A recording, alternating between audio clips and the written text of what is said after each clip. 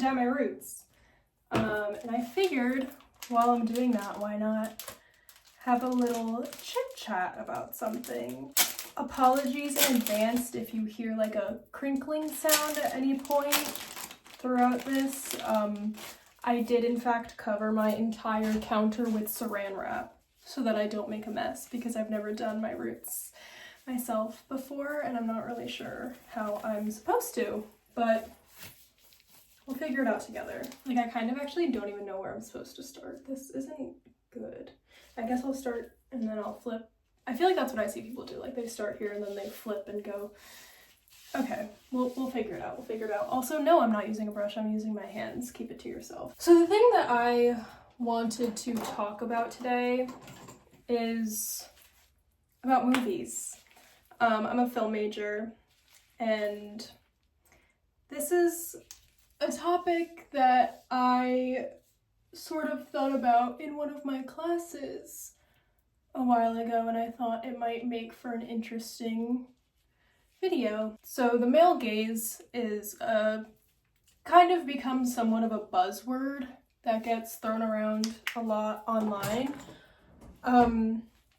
But usually it's used in reference to like a piece of media, so like a book or a movie if it's written from the male gaze. In 1975, Laura Mulvey wrote the essay Visual Pleasure and Narrative Cinema, and this remains one of the most well-known and well-discussed pieces of feminist film critique to this day. This essay discusses the concept of the male gaze and its impact on cinema narrative, the characters, and the audience. The general idea of the male gaze is that the woman's only purpose in a piece of media is for the arousal of the male main character or the male audience. The female character at no point has her own autonomy in the story because she is not meant to hinder whatever journey the male protagonist is on. A good example of this would be like Virgin Suicides, where the lesbian sisters committing suicide literally like kind of isn't the main point of it, because it's just about the male narrator and how he thinks that they're like hot and like cool or whatever.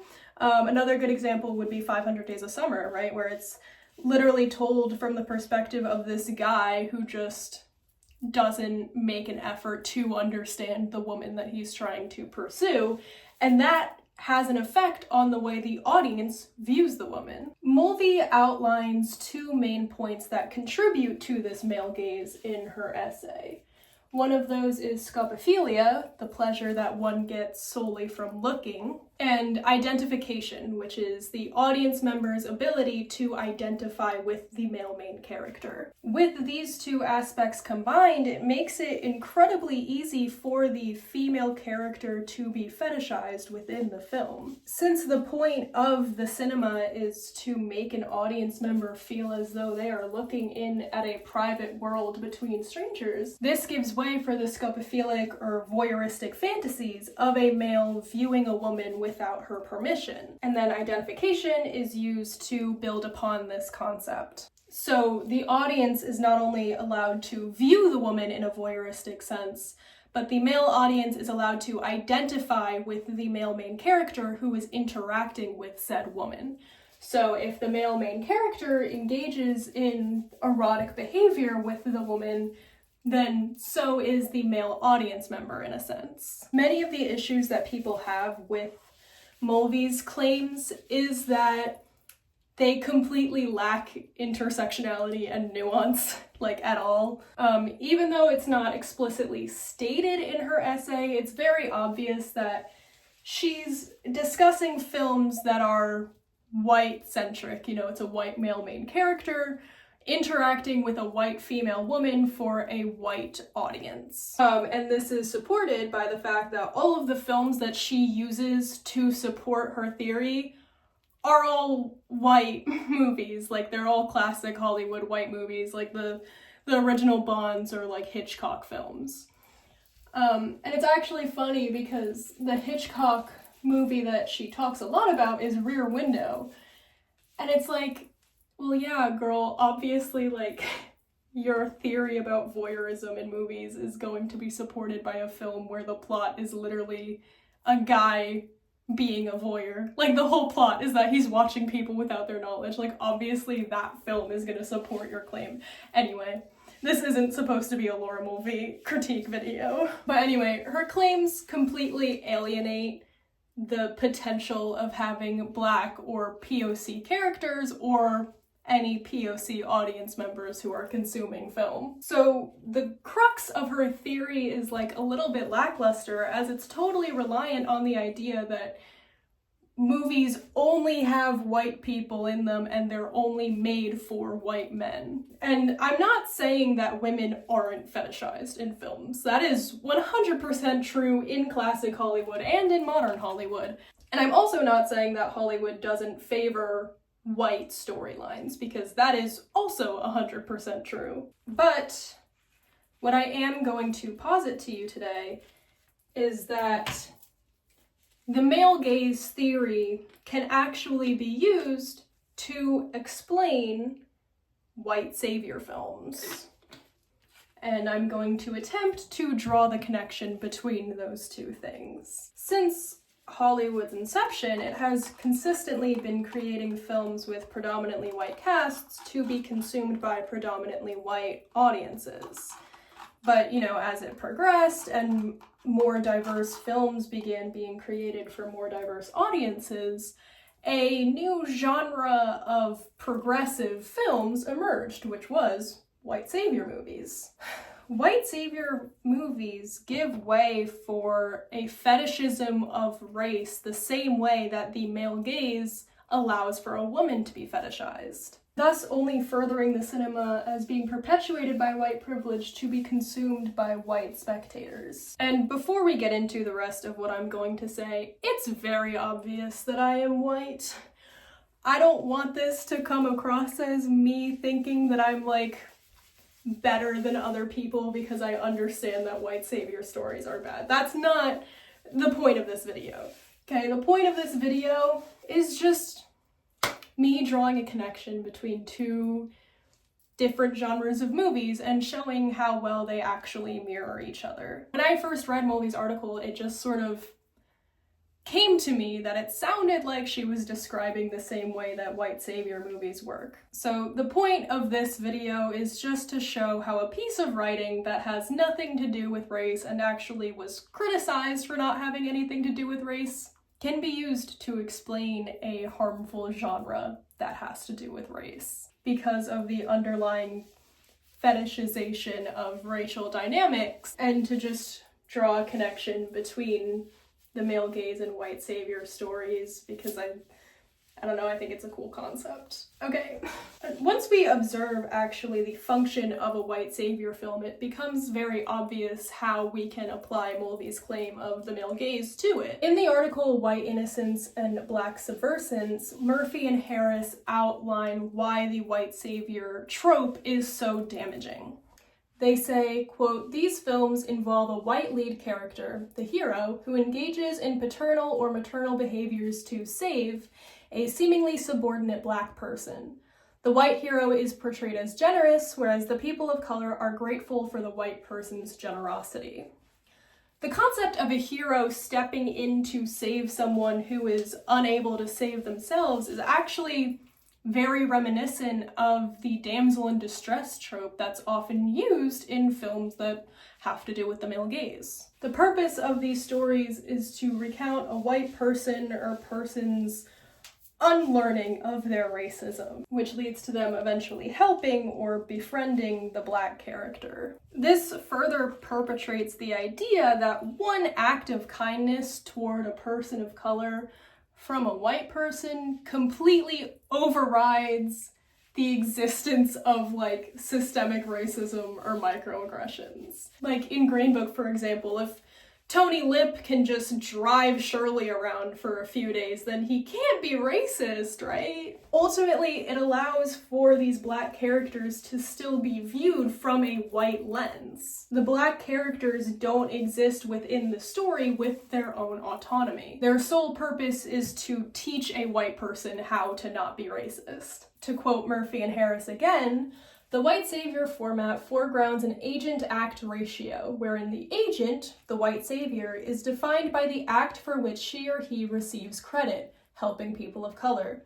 This narrative perpetrates the image of white altruism, an attractive tale for white viewers who may believe they are unfairly implicated into systemic racism. A minority's character's sole purpose being for the drive of the plot and the interest of the main character is the exact claim that Mulvey outlines. The woman's function, according to Mulvey, is to be fantasized and doted on within the context of the film and also outside of the film by the audience members. Murphy says, quote, "The woman displayed has functioned on two levels, as erotic object for the characters within the screen story, and as erotic object for the spectator within the auditorium.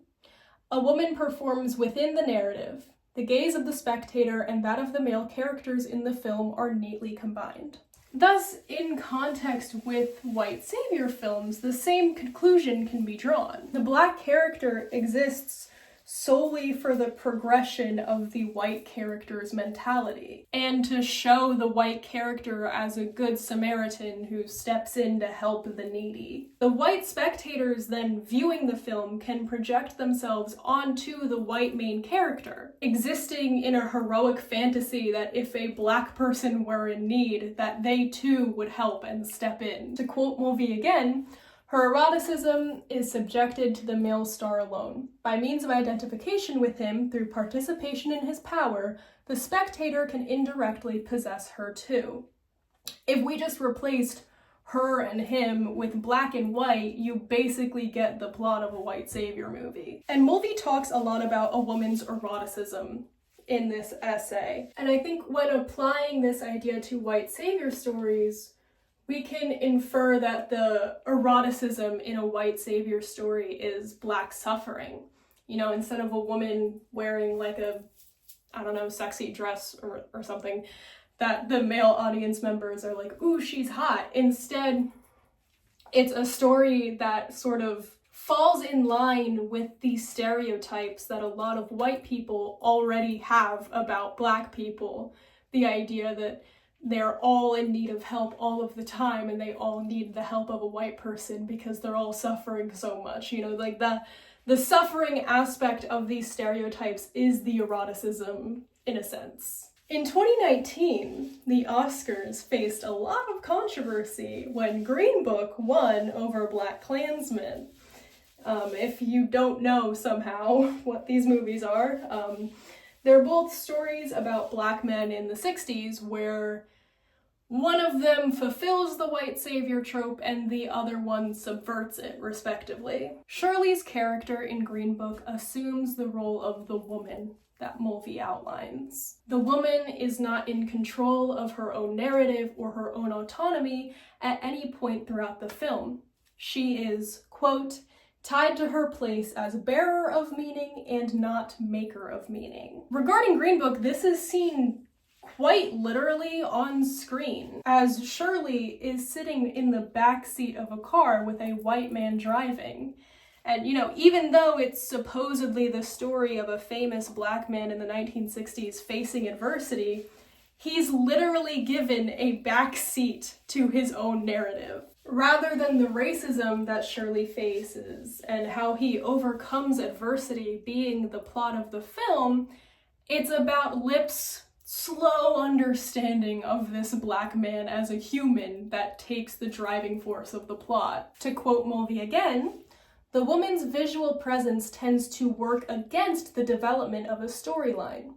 This alien presence then has to be integrated into cohesion with the narrative." For a white savior film, the alien presence that works against the development of a storyline is a black person. And the white lead needing to know how to not be racist anymore is the alien presence being integrated into the storyline. Lip being the driving force of the plot and the main character allows for white audience members to identify with Lip more than they would empathize with Shirley. As Mulvey says, quote, projecting their repressed desire onto the performer.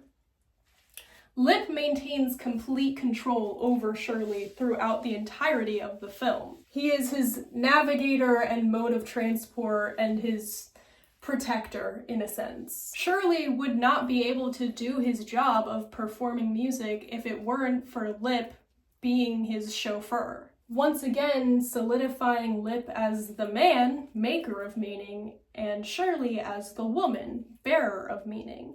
For the white spectator, this is a very satisfying formula to watch unravel on screen, as the covert racism is allowed to happen in order to push the narrative. To quote Mulvey again, as the spectator identifies with the male main protagonist, he projects his look onto that of his like, his screen surrogate, so that the power of the male protagonist as he controls events coincides with the active power of the erotic look, both giving a satisfying sense of omnipotence. The white spectator can project themselves onto their like, the white guy, and feel a sense of control over the plot and over the black character. And this allows for them, once again, to believe that they too would step in to help if someone asked them for it, or that they too would beat up a racist if need be. And the moment in Green Book where Lip gets into a fight for Shirley because another white man said a racist thing to him really solidifies this satisfying sense of omnipotence, right? He's doing the thing, he's stepping up and protecting the guy, and that's the moment where the white spectator feels this satisfying sense of omnipotence. Yes, he did the thing, he's being a good guy, I would do that too. It's kind of the same sort of mentality when you hear guys say that they'd beat up a rapist or whatever, but then they never actually act on that, and also coincidentally they look the other way when their best friend is being creepy to a woman in a bar. Or it's it reminds me of back in 2020 when everyone made the Black Lives Matter fist their profile picture online, and it's okay, cool, that's great, but how about you go to a protest, or talk to your friends, or how about you talk to black people and ask them how they would like you to help amplify their voices. And that's what these movies do. They give a sort of feel-good energy to the white spectators, and the white spectator leaves the theater thinking that they're a good person, they would do that too, but they never stop and think about if that's the thing that a black person would want them to do. You can't just sit around and wait for a black person to need your help so you can have your fucking Sandra Bullock blindside moment, you need to be actively anti-racist in your day-to-day life. And so conversely, in BlacKkKlansman, the black character is the protagonist and the white characters are all supporting him on his journey. At no point during the film does a white character take control over the plot or the narrative. The white characters actually act as subordinates to him, as Stallworth is the one who literally gives them roles in a police investigation and is telling them what to do. And the film also doesn't shy away from the idea of systemic racism, as one of the white members of the police force is literally arrested at the end of the movie for being part of the Klan. In a film like this, it is impossible for the white spectator to project themselves onto the protagonist, as the protagonist being a black man is literally the whole point of the movie. The black protagonist is now the maker of meaning, and the white characters are the bearer of meanings. By successfully subverting the trope of white heroism, the white spectators feel less comfort in the idea that they are not complicit.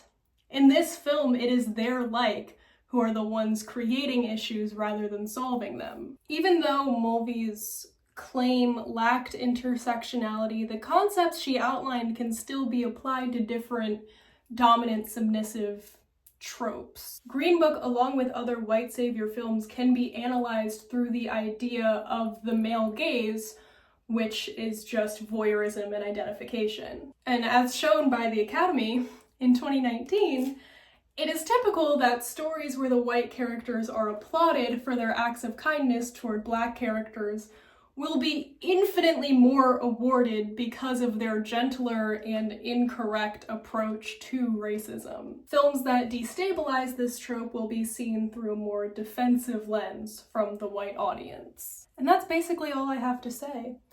I just think it's an interesting concept to apply the male gaze to different tropes. I feel like the basis of the male gaze is pretty all-encompassing for dominant submissive ideas, and one of the most popular one is white savior movies. So yeah, once again, this video was not meant to be a lecture about why white savior movies are bad. Like, we all know that, you know, it's a known fact by now. I just wanted to sort of point out the similarities between two things that seem like they have nothing to do with each other, which is the male gaze and white savior movies. I think it's interesting. Also, not sure how this is gonna end up looking. I realized that I actually did not section my hair at all and was just kind of going ham. Who knows? But thanks for watching, if you did.